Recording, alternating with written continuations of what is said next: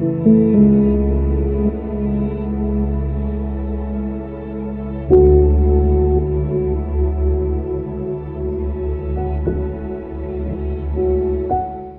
noite, a paz do Senhor, meu irmão, a paz do Senhor, minha irmã. Que alegria nós estarmos juntos aqui, mais uma quarta-feira, retornando com a nossa Escola Bíblica Online, nas quartas-feiras à noite, aqui no nosso canal do YouTube. Nós tivemos um tempo de recesso ao final do ano passado, começo desse ano de 2021, mas agora nós voltamos com a nossa Escola Bíblica nesse formato online. Eu quero incentivar você, a partir de hoje, separar um tempo todas as quartas-feiras às 19h30 para estar sentado em frente ao seu celular, em frente ao seu computador, ao seu televisor, para acompanhar essas aulas maravilhosas que têm ensinado tanto ao nosso coração a respeito da nossa caminhada diária rumo à Canaã Celestial. Que você possa assistir essa aula, ser abençoado por ela, e nós voltamos no final. Graça e paz, amados. Pela graça e misericórdia de Deus, estamos de volta com os nossos estudos bíblicos na nossa escola bíblica. E quero relembrar aos irmãos que nesses estudos bíblicos que nós estamos tendo, nós estamos nos debruçando sobre o Sermão do Monte de Jesus Cristo. Quero crer que os amados se lembram que antes do recesso, nós paramos o nosso estudo do Sermão do Monte em Mateus capítulo 6, versos 16 a 18, que trata do jejum. Embora depois desse capítulo, desses versículos sobre o jejum, eu trouxe a última pregação, voltando um pouco, que foi sobre a oração dominical. Eu detalhei um pouco mais a oração dominical e encerramos ali, entrando nesse recesso, e agora, repito, pela graça de Deus, estamos voltando. O Sermão do Monte, os irmãos devem estar lembrados, ele é dividido em 7 sessões. O Sermão do Monte ele é dividido em 7 sessões ou 7 partes, como queiram. E nós conseguimos concluir até a 4ª parte, porque Mateus 6, do 16 a 18, que trata do jejum, fechava a 4ª parte do Sermão do Monte, que trata da piedade do cristão, ou, se quiser colocar de outra maneira, a religião do cristão. E nessa parte, que foi a 4ª parte, que trata da religião do cristão, Jesus usou 3 exemplos que existem praticamente em todas as religiões do mundo, para mostrar que a religião do cristão é diferente de todas elas. Qual foram esses 3 exemplos que Cristo usou? Ele usou o exemplo da oração, da esmola e do jejum. Então nós tratamos desses 3 exemplos, como é que esses 3 exemplos devem ser vividos no cristianismo, como Jesus Cristo ensinou. E ao ensinar, você vai ver que ele é bem diferente de como as outras religiões tratam esses 3 exemplos que existem em todas as religiões, ou praticamente em todas as religiões, que é a oração, que é o jejum e que são as esmolas ou as boas obras, como queiram. E ali nós encerramos. Eu detalhei um pouco mais sobre a oração dominical, expliquei um pouco mais sobre a oração dominical e ali encerramos. Hoje nós vamos retomar o estudo do Sermão do Monte, começando com a 5ª parte do Sermão do Monte. Então nós já vimos 4 partes, falta apenas 3. E nessa 5ª parte do Sermão do Monte, ele vai de Mateus capítulo 6, do 19 até ao 34. Mateus 6, 19 ao 34 é a 5ª parte do Sermão do Monte. E o que trata a 5ª parte do Sermão do Monte? Alguns teólogos, como John Stott, talvez nem seja John Stott, é que na tradução do inglês para o português, alguns teólogos, alguns professores dizem que essa parte trata da ambição do cristão. Só que a palavra ambição em português ela é negativa, ela tem um som negativo. Alguém ambicioso na nossa cultura já parece uma pessoa negativa, embora a palavra não tenha somente esse significado. Ambicionar é desejar. Por isso que alguns professores, quando, em vez de colocar a ambição do cristão, eles mudam, eles colocam para o desejo do cristão, outros colocam como o sonho do cristão, e até outros colocam como a busca do cristão. Mas a ideia aqui no capítulo 6 é aquilo que o cristão deve desejar, ambicionar no bom sentido, de querer, de desejar para a sua vida. Então, depende de um professor para outro, ele vai dizer que a quinta parte do Sermão do Monte vai tratar da ambição do cristão, do desejo do cristão, do sonho do cristão, da busca do cristão e por aí vai. Mas todas têm essa mesma ideia. Aquilo que o cristão deve almejar, desejar.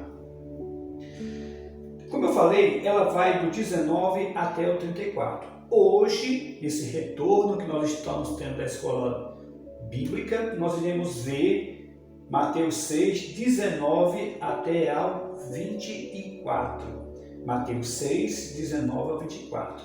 O que é que trata Mateus 6, 19 a 24? Vamos ler. Não acumuleis para vós outros tesouros sobre a terra, onde a traça e a ferrugem corroem, e onde ladrões escavam e roubam. Mas ajuntai para vós outros tesouro no céu, onde traça nem ferrugem corrói, e onde ladrões não escavam nem roubam. Porque onde está o teu tesouro, aí estará também o teu coração. São os olhos a lâmpada do corpo. Se os teus olhos forem bons, todo o teu corpo será luminoso. Se, porém, os teus olhos forem maus, todo o teu corpo estará em trevas. Portanto, caso a luz que em ti há sejam trevas, que grandes trevas serão. Ninguém pode servir a dois senhores, porque o há de aborrecer-se de um e amar ao outro, ou se devotará a um e desprezará ao outro. Não podeis servir a Deus e às riquezas. Que Deus abençoe a leitura da sua palavra e nos ilumine na compreensão em nome de Jesus. Meus amados, como eu falei em todas as outras pregações, o Sermão do Monte ele é importantíssimo para a vida cristã, para o cristianismo. Alguns chegam a dizer que o Sermão do Monte são os códigos do novo reino, do reino de Cristo, do reino que Cristo foi trazer. Assim como Moisés deu a lei aos judeus lá no Monte Sinai, Jesus deu a nova lei aos cristãos, guardado as devidas proporções, uma vez que, como eu preguei várias vezes aqui, não há discrepância entre o Antigo Testamento e o Novo Testamento, entre o que Deus falou para Moisés e o que Cristo fala para nós. Não. O que está no Sermão do Monte é a mesma coisa que está na lei do Antigo Testamento. A diferença é que Jesus deu a interpretação correta. A interpretação que muitas pessoas perderam. E até hoje, muitas pessoas interpretam errado, tanto a lei de Deus como o Sermão do Monte. Então não é que Jesus ele corrigiu a palavra de Deus. Não. A palavra de Deus é perfeita, a palavra de Deus é eterna, não há erro. E se você ver as aulas passadas, eu mostrei que o que está aqui, Deus já tinha revelado no Antigo Testamento. Então esse sermão ele é importantíssimo, porque ele corrige, inclusive para muitos cristãos, interpretação errada do Antigo Testamento, que os judeus tinham e que muitos cristãos, como eu acabei de falar, até hoje têm. Muitas religiões ditas como cristãs, se debruçassem, estudassem o Sermão do Monte, o que Jesus coloca aqui, com toda certeza essas religiões, essas igrejas, teriam uma compreensão melhor do cristianismo. Então esse sermão ele é importantíssimo. É o sermão mais conhecido de Jesus Cristo, mas também é o mais negligenciado. Esse sermão, mais do que importante, ele é necessário. A pessoa que estudar o Sermão do Monte de Jesus Cristo e colocar em prática estes ensinos, pode ter certeza, ela será uma pessoa melhor, será uma pessoa escolhida por Deus e nós teríamos um mundo melhor se vivêssemos estes ensinos do Sermão do Monte. Esse Sermão do Monte hoje é mais necessário para a humanidade, como toda a Bíblia, mas enfatizando aqui o Sermão do Monte, do que qualquer outra coisa que o homem possa buscar. Nós estamos cheios de filosofias, filosofia disso, filosofia daquela, direita, esquerda, tantas ideias, mas o que poderia mudar a humanidade para melhor e é o que pode mudar a humanidade para melhor são estas palavras. Muitos chegaram a questionar se era possível colocar isso aqui em prática. O Sermão do Monte, ele foi falado para cristão.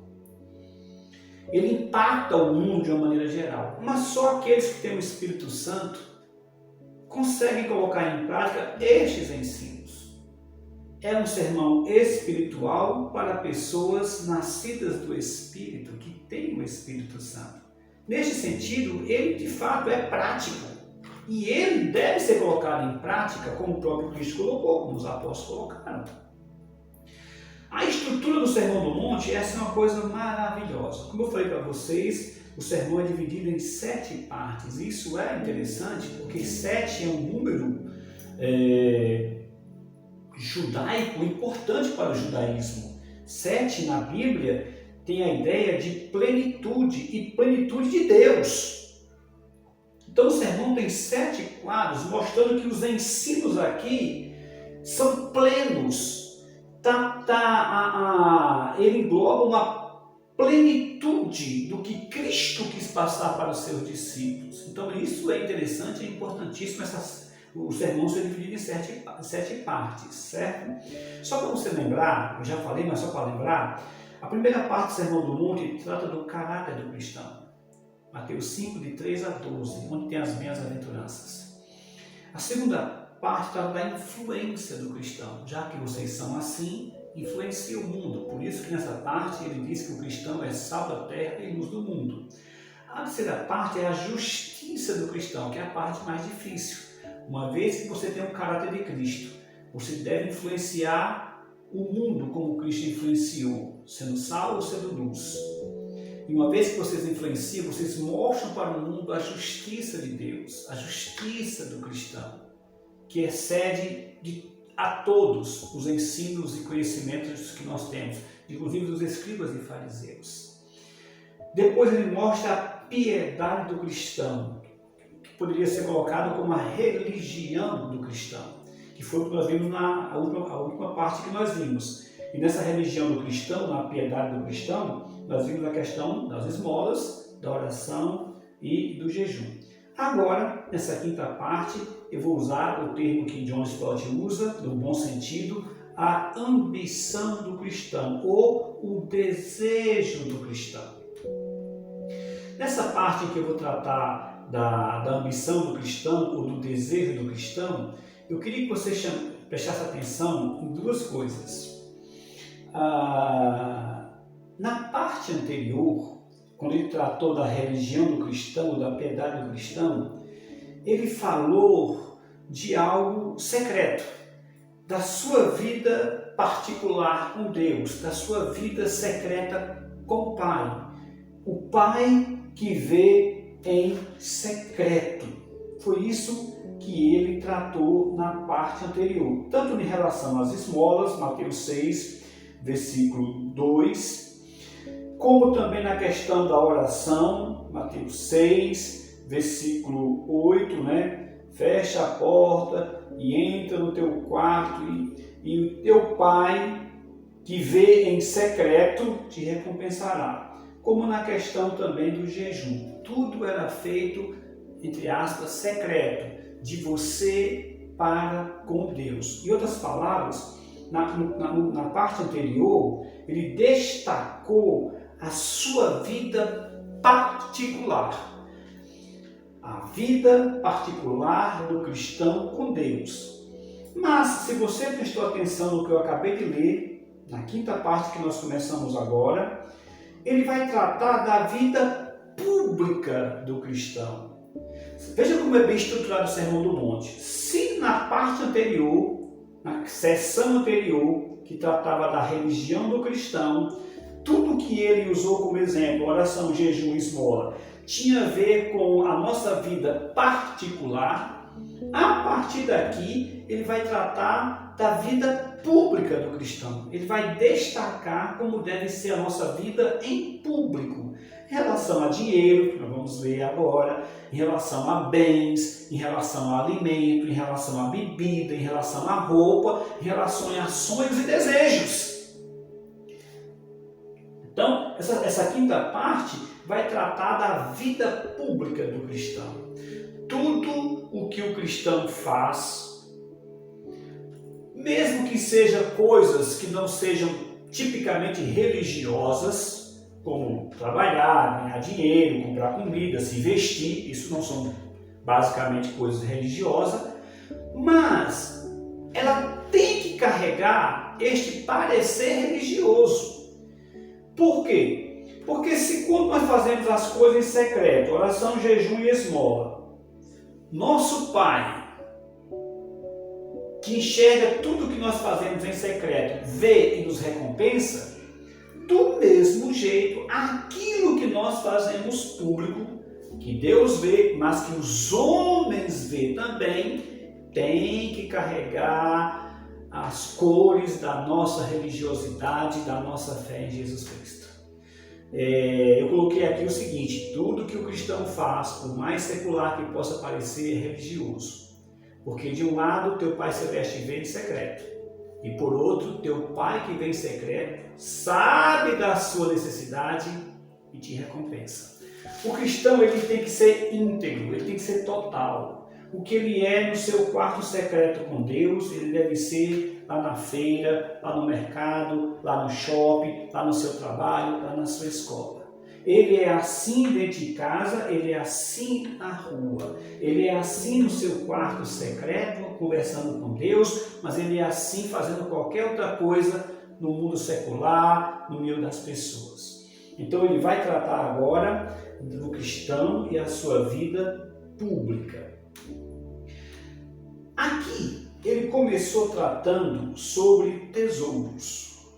E ele começa o quinto capítulo com uma negação, dizendo: não acumulei para vós outros tesouros sobre a terra, onde a traça e a ferrugem corrói, onde ladrões escavam e roubam, mas ajuntai para vós outros tesouro no céu. A questão aqui do tesouro é interessante. Ele diz de um lado: não acumulei esse tesouro. E na sequência diz: acumuleis tesouro. Não acumuleis esse tipo de tesouro, mas acumulei aquele outro tipo de tesouro. O problema não é ter o tesouro. O problema não é adquirir esses tesouros. O problema aqui é que tipo de tesouro e como você se relaciona com ele. E nesse caso, tanto faz ser particular, como a ênfase que ele está dando, público. Na realidade, nesta seção aqui, ele vai tratar de duas antíteses muito interessantes. Em relação ao tesouro, ele vai tratar de como deve ser o esforço do cristão, a busca do cristão. Ele deve buscar tesouros, mas não tesouros da terra, e sim tesouros do céu.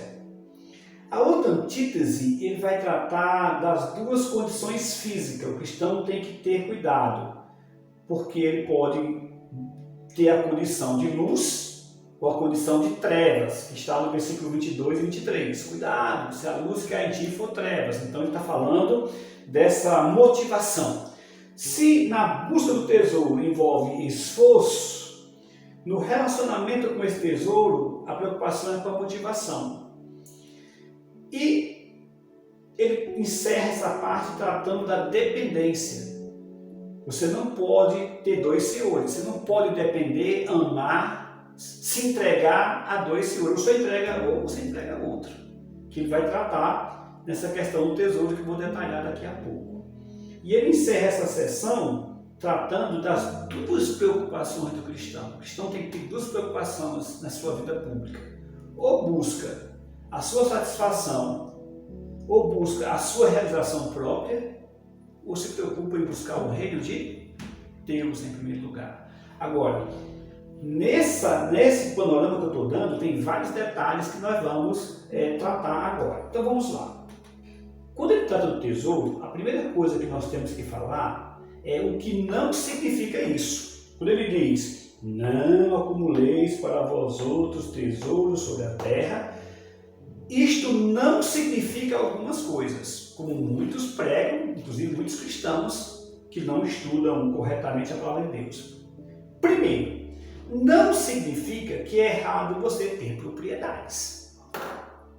Então, quando a Bíblia diz, não acumuleis para vós outros tesouros sobre a terra, não significa que você não possa comprar um terreno para você, que você não possa comprar sua casa própria, que você não possa ter seu carro, que você não possa ter seu conforto, que você não possa ter dinheiro, que você não possa ter uma conta bancária. Não significa isso. Porque a mesma Bíblia e o mesmo Jesus Cristo ensina que são bênçãos de Deus aquilo que Deus dá. Por exemplo, Deus repartiu a terra entre o seu povo. Quando eles pisaram na terra prometida, Deus mandou Josué repartir a terra em partes iguais para todos os israelitas. Isso é o que? Isso é propriedade, isso é bens. Bens privados, bens particulares. Aliás, desculpe, o direito à propriedade privada é ideia do cristianismo, da religião judaica cristã. O judaísmo, lá no Antigo Testamento de Jesus, Deus colocou isso para Israel e o cristianismo continua com a mesma ideia. Então não é errado você ter propriedades, não é errado você adquirir terreno, casa, como eu já falei aqui. Isso não é isso que significa. Tanto não é isso que significa que muitos dos servos de Deus tiveram isso, Davi, Abraão, e a própria Bíblia diz que Deus os abençoou, Deus deu a eles, Deus acrescentou a eles. Segunda coisa, quando ele diz, não acumuleis para vós outros tesouros sobre a terra, não significa que é errado você se preparar para o futuro. Que você invista aqui em alguma coisa, para que no futuro você tenha uma condição melhor. Não. Se você trabalha e você tem o seu fundo de garantia arrecadado, é uma bênção, porque lá na frente, quando você se aposentar ou não puder mais trabalhar, ou não tiver forças para trabalhar, você tem como se sustentar. Então não é isso que ele está dizendo. Você que não trabalha, mas pode pagar o seu INSS para se aposentar e lá na frente ter um sustento. Não é errado isso. Então não é errado se preparar para o futuro. Provérbios capítulo 6, versículo 6. Quando ele diz, vai ter com as formigas, ó preguiçoso. Olha o que as formigas fazem. Elas coletam durante todo o verão, toda a primavera, elas estocam comida, porque sabem que lá na frente vai vir o inverno e não vai ter comida. Mas elas estão preparadas. Vocês deviam ter esse entendimento que a formiga tem, e vocês não têm. Logo, quando ele diz, não acumuleis para vós outro tesouro sobre a terra, não significa que é errado você se preparar para o futuro. Você pode fazer uma poupança, você pode fazer uma reserva, você pode fazer investimento, faça, isso não é pecado. Eu estou dizendo isso aqui, irmãos, porque no Brasil existem tantas filosofias erradas, inclusive dentro da igreja, tantos pastores que pregam essas coisas erradas dentro da igreja. Tem pastor, não, você não pode se preocupar com amanhã, você não pode pagar INSS, você não pode pagar um plano de saúde, você não pode ter dinheiro na caixa, porque Deus vai prover, porque Deus sustenta. Deus provê e Deus sustenta. Mas o mesmo Deus que provê e que sustenta é o mesmo Deus que manda você se preparar para o futuro, como eu acabei de dizer, Provérbios 6 e 6. Então, quando ele diz, não acumuleis para vós outros tesouros sobre a terra, não significa que é errado você ter propriedades, não significa isso. Não significa que é errado você se preparar para o futuro, não significa. Não significa ainda que você possa ter uma obrigação de se autoprover e prover sua família. Quer ver um exemplo? 1 Timóteo capítulo 5, do 3 ao 16. 1 Timóteo capítulo 5, do 3 ao 16. Em que o apóstolo Paulo, falando à igreja, ele dá ordens claras para que a família socorra a sua própria família.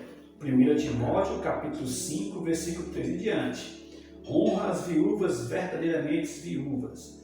Mas se alguma viúva tem filhos ou netos, que estes aprendam primeiro a exercer piedade para com a própria casa e a recompensar a seus progenitores, pois isto é aceitável diante de Deus. Ou seja, a obrigação de sustentar a mãe, o pai, ou da família. Tanto é que nesse capítulo aqui, eu não vou ler todo, ele chega a dizer, olha, façam isso para as pessoas, as viúvas, que viúva nessa cultura aqui era um povo, coitado, que não tinha trabalho, coitado. Uma pessoa viúva, sem filho, sem marido, ela teria uma situação muito difícil. Tanto é que a igreja tinha até a obrigação de sustentar aquelas que não tinham nada, que não tinham ninguém para sustentar. A igreja ajudava. Mas se tivesse família, a obrigação é da família. E é isso que eu estou enfatizando aqui. Quando ele diz, não acumuleis para vós outros tesouro no céu, não significa que você não tenha, você não guarde, você não economize para se autoprover e prover a sua família necessária. Não é obrigação, em primeiro lugar, do cristianismo, nem do governo, nem do Estado e nem da igreja. A obrigação é da própria família. Também, quando Jesus diz, não acumuleis para vós outros tesouros sobre a terra, não significa que é errado desfrutar dos bens materiais. De jeito nenhum. Jesus foi a banquetes, Jesus comeu bem, Jesus comeu mal, Jesus dormiu bem, Jesus dormiu mal, dormiu em camas boas, dormiu no relento. Jesus comeu comidas boas, teve momentos que não comeu quase nada, apenas pão e água, e outras vezes faltou até o pão. Então não é errado você desfrutar dos bens materiais. De uma boa roupa, de um bom sapato, de uma boa casa, de um bom carro, não é errado. Eu já acabei de falar isso aqui, mas só para você entender. Aqui mesmo em 1 Timóteo, capítulo 4, versículo 3, diz o seguinte. Eu vou ler até um pouquinho antes. 1 Timóteo 4, de 1 em diante. Ora, o Espírito afirma expressamente que nos últimos tempos alguns apostatarão da fé por obedecerem a espíritos enganadores e a ensinos de demônios. Veja bem, estes ensinos que proíbem você comer, você comprar uma roupa, um calçado, que diz que é pecado, a Bíblia chama de espírito de demônio. Pela hipocrisia dos que falam mentiras e que têm cauterizado a própria consciência, que proíbe casamento, a abstinência de alimentos que Deus criou para serem recebidos com ações de graças pelos fiéis e por quantos conhecem plenamente a verdade. Pois tudo o que Deus criou é bom e recebido com ações de graças nada é recusável, porque pela palavra de Deus e pela oração é santificado. Mateus aqui 6 ainda, 1 Timóteo 6, versículo 17, exorta aos ricos do presente século que não sejam orgulhosos, nem depositem a sua esperança na instabilidade da riqueza, mas em Deus, que tudo nos proporciona ricamente para nosso aprimoramento. Ou seja, os ricos não tem problema nenhum em ser rico, apenas não amem a riqueza, não coloque sua esperança na riqueza e não sejam pessoas orgulhosas. Mas o fato de ser rico não é problema nenhum, como aconteceu com Davi, com Abraão e todos os outros. Então, voltando para o Sermão do Monte, quando ele vai tratar dos tesouros, quando ele começa dizendo, não acumuleis para vós outros tesouros sobre a terra, ele não está ensinando que é errado ter propriedades, que é errado você ter as coisas, que é errado se preparar para o futuro, que é errado você se autoprover, se preparar para prover outros membros da família e que é errado desfrutar dos bens materiais. Não significa isso. Você pode achar que isso aqui é pouca coisa, mas não, isso aqui é muito importante. Porque nós tivemos, por causa de não entender a palavra de Deus, nós tivemos muita gente que até hoje faz voto de pobreza, achando que este ensino está condenando qualquer alívio, qualquer conforto, qualquer desfrute dos bens desta terra, como se fosse algo mau. Até hoje nós temos pessoas assim. E não é isso que está ensinando. Aí você me pergunta, tudo bem, pastor, já entendi, mas o que é que realmente está ensinando? Então vamos lá, o que ele está ensinando? O que significa esse ensino? Significa que o amor exagerado às coisas em detrimento das pessoas é pecado. Quando uma pessoa ama mais o tesouro na terra, aquilo que ela adquiriu materialmente, do que as pessoas, aí ela está pecando. Ela está colocando o seu amor, o seu prazer, a sua realização na coisa e até em detrimento das pessoas. Eu conheço uma história que o pastor Ivan contou alguns anos atrás na nossa igreja, quando eu era pastor em São José dos Campos, de um homem que amava carro. E ele conseguiu com muito esforço comprar o carro dos seus sonhos, lindo. E ele tinha uma criança, um filho de quase 4 anos de idade, mais ou menos. Ele babava com esse carro que ele acabou de comprar. E eu não sei porquê, porque não, o menino brincando arranhou o carro dele. Ele foi à loucura quando viu o carro arranhado. A criança arranhou com alguma cor de metal, brincando, arranhou o carro dele. E o pastor Ivan me contou que ele pegou essa criança com tanta força, bateu na criança, eu não sei o que aconteceu, que criou um hematoma no braço da criança. Esse hematoma foi ficando roxo, e correram, levaram para o médico, ele começou a passar mal. Resumo da história, tiveram que amputar o braço da criança. E quando a criança saiu da cirurgia, o menino escapou, saiu da cirurgia, e o pai foi visitá-lo, ele tinha 4 anos, a criança falou o seguinte: papai, nunca mais eu vou arranhar seu carro. E ele começou a chorar, e era cristão, viu? E era um pai cristão, e ele começou a chorar. Será, meu irmão, que aquele arranhão no carro valia mais do que o braço do seu filho, que foi amputado por causa do seu amor exagerado à coisa? Eu tenho certeza que aquele pai deve ter ficado, espero que tenha se arrependido muito disso aí. É disso que está proibindo. Não acumular para vós outro tesouro sobre a terra, onde a traça e a ferrugem corrói, e onde ladrões escavam e roubam. É isso, é o amor exagerado às coisas materiais, em detrimento daquilo que realmente tem valor, às pessoas, a começar pela pessoa de Deus, e depois pelo próximo. É a fantasia tola que se mede a pessoa pelo que tem, e não pelo seu compromisso ou seu caráter. Acumular tesouros na terra é você valorizar pessoas baseado naquilo que ela tem, nos seus recursos materiais, e não no que ela é. E hoje a igreja cristã, hoje a igreja evangélica brasileira, coloca em púlpito, coloca em evidências pessoas que estão à frente até dos trabalhos da própria igreja, não pelo caráter, não pelo compromisso que tem com Deus, mas pela fama, pelo poder e até pelas suas posses materiais, pelas suas riquezas. Isso é acumular tesouro na terra. Isso aqui significa, quando ele proíbe não acumular, ele está proibindo o materialismo que te prende à terra. É você achar que só pode ser feliz se tiver algumas coisas. É os nossos adolescentes que precisam ter aquele celular de última geração, porque se não tiver, ele não consegue ser feliz. Tem que ser um iPhone, iPod, não pode. É aquele homem que se eu não tiver esse carro, eu não consigo, que ambiciona, que deseja, parece que a sua felicidade é aquele carro, ou aquela casa. Não, se você conseguir isso, amém. Mas não deve ser isso a tua busca. Por isso que eu falei aqui, é um esforço, é uma busca por esse tesouro, que parece que a sua felicidade só vai chegar se você conseguir aquilo. E quando você conseguir, você vai ver que não vai vir a felicidade. É isso que ele está proibindo. Então, quando ele diz não acumuleis para vós tesouro, ele está condenando o amor exagerado às coisas, geralmente em detrimento das pessoas.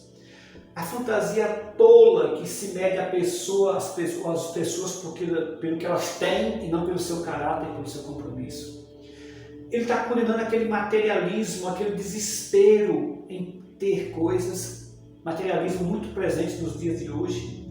Em resumo, o certo aqui, o que de certo ele está falando aqui é você ser previdente e providente naquilo que você necessita em sua família, mas jamais ser ganancioso. A ênfase aqui é você se prevenir e você se prover para aquilo que você necessita, mas sem dar nenhum espaço para a ganância. Então é isso que ele está enfatizando e ao mesmo tempo está dizendo que nós não podemos colocar isso nas nossas vidas. O que você não pode colocar na sua vida? Você não pode colocar essa ganância, você não pode colocar essa idolatria pelas coisas. Mas você pode colocar a preocupação sadia em se prover e se preparar para o futuro, como as formigas que eu acabei de citar aqui como exemplo. Muito bem. Eu estudando essa parte aqui, eu vi 3 frases que eu gostaria de repartir com vocês que resume bem o que Cristo está ensinando aqui. Lá no meu Ceará, nós temos uma frase que diz o seguinte: o rico deseja o que tem, o pobre deseja o que não tem. Mas as duas coisas são pecados. Um deseja aquilo que tem. Vamos imaginar que eu desejo muito isso aqui, esse quadro. Digamos que isso aqui seja um quadro famoso. Aqui é minha terra, meu Oroz. Eu desejo muito isso aqui e eu posso, e eu compro e eu adquiro. Então eu desejo aquilo que eu tenho. Mas tem outras pessoas que têm o mesmo desejo que eu tenho. Queria tanto ter esse quadro, mas não consegue, não tem dinheiro. Os dois estão errados. Aquele está errado porque deseja o que não tem, e eu estou errado porque meu desejo está naquilo que eu tenho, quando deveria estar no verdadeiro tesouro, que é o que ele vai falar aqui. Não são os tesouros da terra que você deve buscar em primeiro lugar, mas os tesouros do céu. A segunda frase era aquele fundador do Pão Diário, que diz o seguinte: Jesus amava pessoas e usava as coisas. Os homens geralmente amam as coisas e usam as pessoas. Frase muito importante. É o resumo disso aqui. Ame a Deus, ame o próximo e use as coisas. Não inverta. Não ame as coisas e use as pessoas como geralmente o mundo faz. E por último, John Stott, quando ele diz: quando o verdadeiro evangelho é pregado, 2 pragas aparecem. Os falsos pregadores que corrompem o ensino e a ganância que impede o viver justo. Por isso que eu falei para vocês que tem muitas religiões, inclusive cristãs, que interpretam errado esse sermão, essa passagem do Sermão do Monte. Aliás, o Sermão do Monte é o sermão mais mal compreendido e mais mal vivido de todo o cristianismo. Por quê? Porque ao deturpar isso aqui, ou você vai para a abstinência de tudo, de coisas que Deus jamais impediu de você usar e usufruir, ou você vai para a ganância. É por isso que hoje nós temos popularmente na televisão 2 evangelhos. Um que prega a opção pelos pobres e o outro que foi para o outro extremo pregando a opção pelos ricos, que não é nenhuma coisa e não é nem outra. O reino de Deus não é um estado financeiro, é um estado de espírito. Se a pessoa é pobre, ama a Cristo e vive dignamente, ele é rico para com Deus. Se a pessoa é rica, mas não ama a sua riqueza, o seu prazer não está nas coisas que ela tem, o seu prazer não está nas suas posses, e sim em Cristo Jesus, o seu prazer está em Deus e na lei de Deus, ele é um filho de Deus, como qualquer outro. Agora, eu queria enfatizar o ensino de Cristo um pouco mais nesta sessão que eu acabei de falar. Primeiro, ele levanta aqui um problema. Ele diz que a ambição do mundo nos fascina fortemente. E o encanto do materialismo é difícil se quebrar.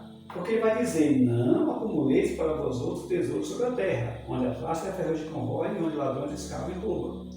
Mas ajuntai para vós outros tesouros no céu, onde nem traça nem ferrugem corrói e onde ladrões não escavam nem roubam. Ele sabe que essa palavra acumular tem a ideia de você buscar, de você se esforçar, de você adquirir, de você ajuntar. Ele diz, olha, esse mundo vai te fascinar.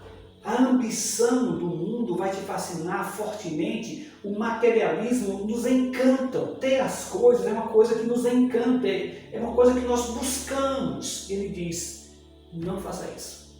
Mas também, se ele aponta o problema, ele também aponta a solução. E qual é a solução? A autoconfrontação. Por isso que ele vai dizer, onde está teu coração? Onde estão os teus olhos? Versículo 22. São os olhos a lâmpada do corpo. Se os teus olhos forem bons, todo o teu corpo será luminoso. Se, porém, os teus olhos forem maus, todo o teu corpo estará em trevas. Portanto, caso a luz que em ti há sejam trevas, que grandes trevas serão? Ninguém pode servir a dois senhores, porque há de aborrecer-se de um e amar o outro, ou se devotar a um e desprezará o outro. Não poderia servir a Deus nas riquezas. Assim, o que nós temos que colocar no nosso coração é essa autoconfrontação. Onde está o teu coração? Porque ele vai dizer um pouquinho mais na frente. Onde estiver o teu coração, no versículo 21. Porque onde está o teu tesouro, aí está também o teu coração. O meu tesouro é essa caneta que eu consegui. Bom, se essa caneta é mais importante para você, te dá mais prazer do que Jesus Cristo, então, meu querido, isso aqui é tesouro da terra. A traça e a ferrugem vai corroer, vai comer. O meu coração está no meu carro, o meu tesouro, eu amo. Se você ama esse carro mais do que Jesus Cristo, o seu tesouro está na terra. A traça e a ferrugem vai comer. Agora, se o seu tesouro, se o seu Senhor for Jesus Cristo, se o teu tesouro for Jesus Cristo, nem traça, nem ferrugem, nem ladrões escavam, nem roubam. Eu gosto de uma frase de um pastor amigo meu que dizia o seguinte: quem deseja os tesouros desta terra perde o tesouro desta terra e o tesouro do céu. Quem ama os tesouros do céu tanto ganha os tesouros do céu como os tesouros desta terra.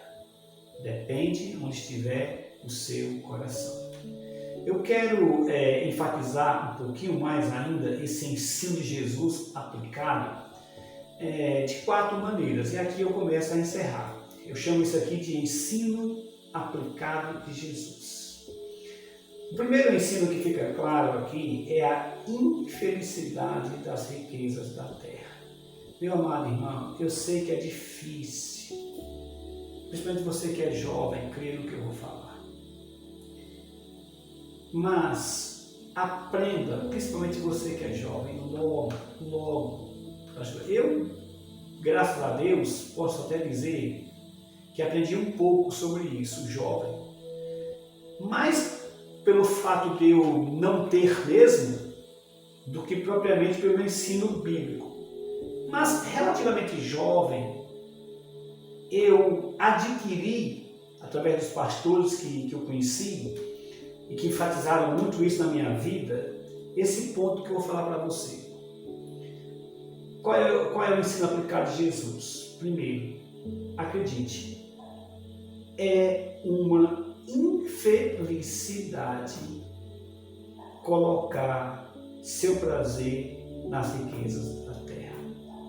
A infelicidade das riquezas da terra. Você pode conseguir o que você quiser, melhor. Você pode conseguir tudo o que o mundo te oferecer de melhor. Você não vai conseguir ser feliz. Não adianta você ir na internet e ter programas desse tipo que mostra a vida do milionário Neymar. Aí passa em aviões, mulheres, festa, tal. Ele é infeliz do mesmo jeito. A conta de colocar a felicidade nas coisas vai chegar, chega para ele, chega para todos. Alguns vai chegar a conta tarde demais. Quando ele vai perceber, agora o que eu fiz na minha vida?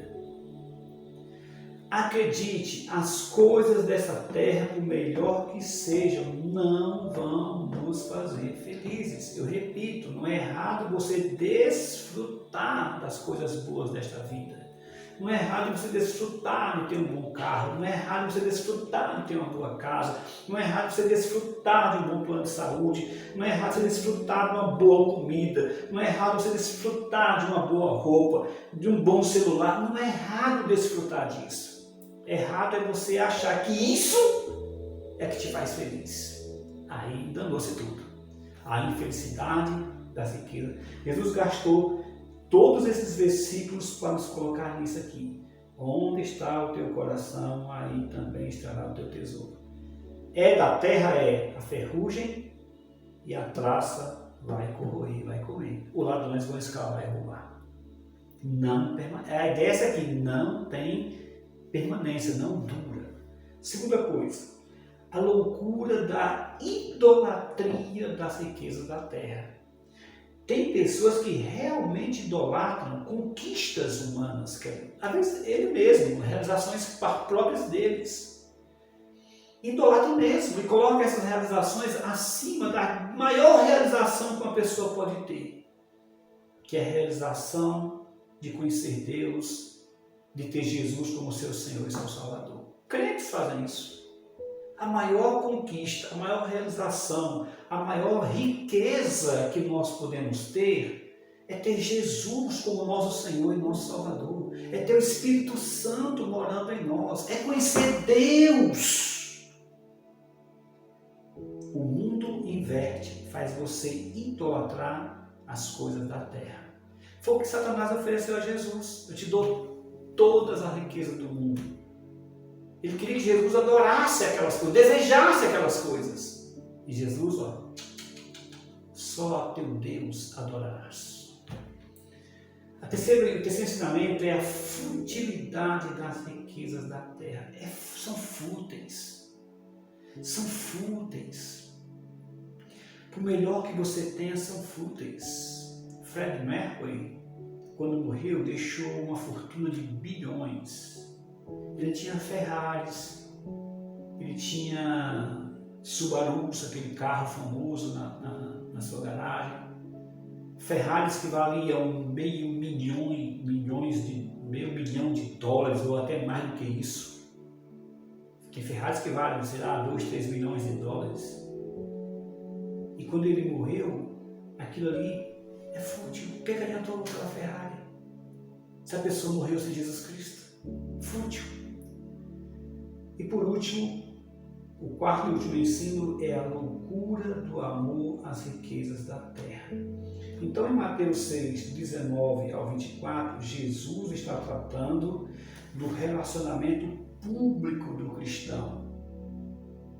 E nesse relacionamento público, a primeira coisa que ele pegou foi a questão do tesouro, do dinheiro, da riqueza. Ele diz: o cristão não pode ser assim. Ele pode ser rico, riquíssimo, como Abraão, mas a sua alegria não está não. A sua felicidade, ele não idolatra, ele não ama, ele sabe que é fútil, ele sabe que é loucura o amor às riquezas da terra.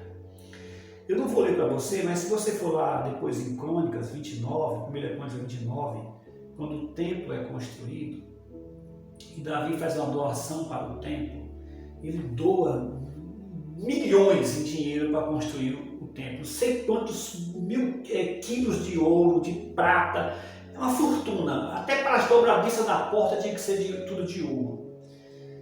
E ele olha para toda aquela montanha, para toda aquela riqueza, e ele deixa isso claro, inclusive, numa canção que ele fez, Salmo 16.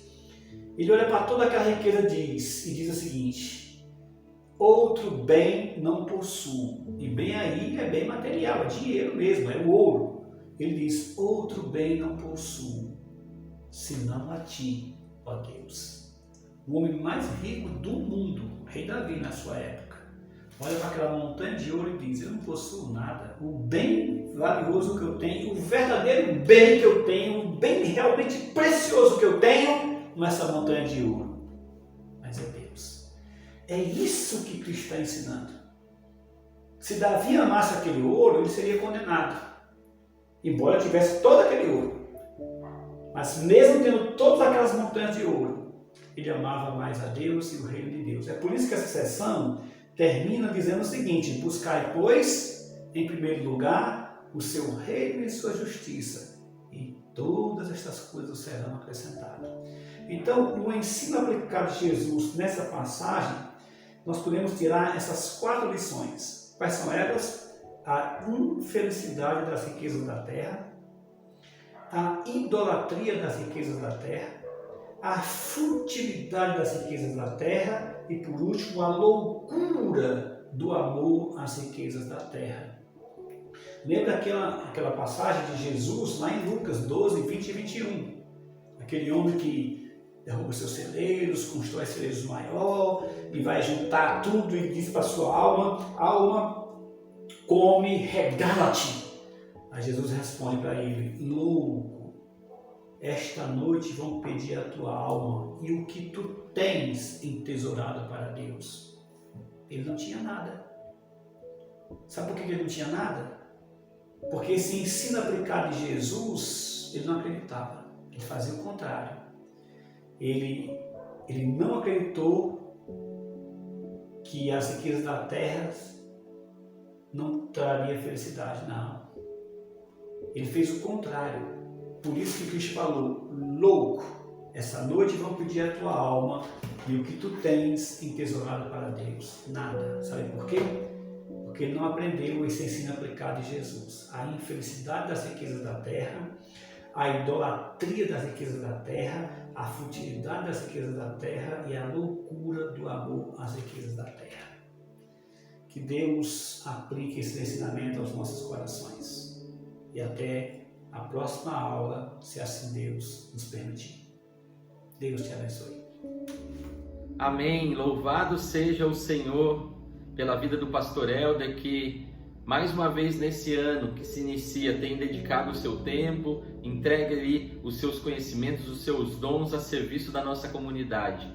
Que eu e você possamos, mais do que assistir essa aula que nós assistimos agora, mais do que simplesmente deixar algo anotado na nossa Bíblia, no nosso caderno, que nós possamos colocar em prática tudo aquilo que nós temos aprendido nesses dias. Eu quero te convidar, te incentivar a convidar outras pessoas a assistirem também as aulas da Escola Bíblica, que acontecem então toda quarta-feira às 19h30 aqui no nosso canal do YouTube. Eu quero também te incentivar a continuar acompanhando a nossa programação semanal. Amanhã nós temos mais um vídeo aqui no nosso canal para os nossos adolescentes e pré-adolescentes. Na sexta-feira nós temos a nossa reunião de oração presencial às 19h30 e no domingo nós temos a celebração da manhã às 10 horas, que é presencial e também transmitida aqui no YouTube, e às 19 horas a nossa celebração presencial. Que o Senhor te abençoe e te guarde, que Ele faça resplandecer o seu rosto sobre nós e continue tendo misericórdia das nossas vidas. Que sobre todos nós Ele continue levantando o seu rosto e nos dando a paz, não somente hoje, mas eternamente. E juntos nós dizemos amém. Deus te abençoe, uma boa noite de quarta-feira.